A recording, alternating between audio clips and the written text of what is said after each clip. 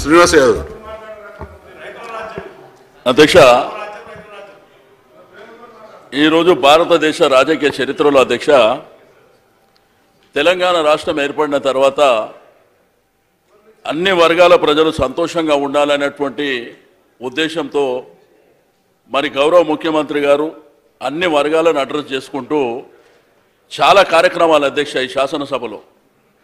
మరి ఇన్ని కార్యక్రమాలు బహుశా ఏ శాసనసభలో కూడా జరిగినటువంటి, ఈరోజు ప్రజలకు అందుబాటులో వచ్చినటువంటి అనేకమైనటువంటి అంశాలు అధ్యక్ష.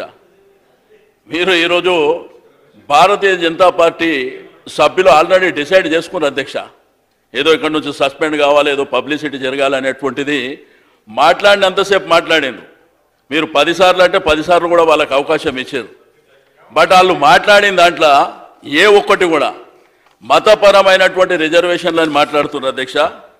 ఈరోజు పదే పదే ముఖ్యమంత్రి గారు చెప్పిండ్రు, ఈరోజు ఎవరైతే వెనుకబడిన తరగతులు ఉన్నారో, అదేవిధంగా పేదరికంలో ఉన్నటువంటి ముస్లింలు ఉన్నారో, దాంతోపాటు ఎస్టీలు కానివ్వండి, ఎస్సీలు కానివ్వండి, బీసీలు కానివ్వండి అధ్యక్ష.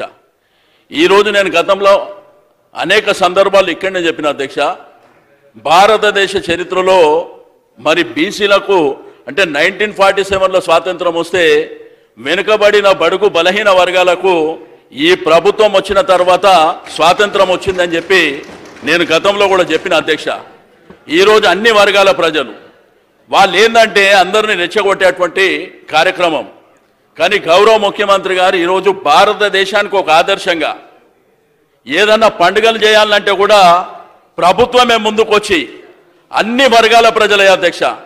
ఈరోజు మాంకాళి బోనాలు కానివ్వండి, బతుకమ్మ కానివ్వండి, రంజాన్ కానివ్వండి, క్రిస్మస్ కానివ్వండి, ఒక ప్రభుత్వమే పండుగలు చేసినటువంటి చరిత్ర ఈ దేశంలో ఎక్కడ లేదు అధ్యక్ష. కానీ ఈరోజు వాళ్ళు ఒక ప్లాన్గా వచ్చి ఏదో దీని ద్వారా లబ్ధి పొందాలనేటువంటిది మతపరమైన మతాలను అడ్డు పెట్టుకొని ఈ దేశంలో పరిపాలన చేస్తున్నారు. ఎవరు అనేది చిన్న పిల్లగాన్ని అడిగితే చెప్తారు అధ్యక్ష. కానీ ఈ ప్రభుత్వానికి ఆ ఉద్దేశం లేదు.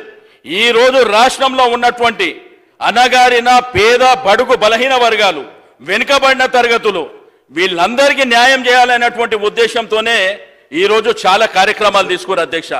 ఈరోజు మార్కెటింగ్ శాఖలో కూడా బీసీ రిజర్వేషన్ పెట్టడం జరిగింది అధ్యక్ష. ఆయన కార్పొరేషన్ ఎలక్షన్లను సంబోధిస్తుండే అధ్యక్ష.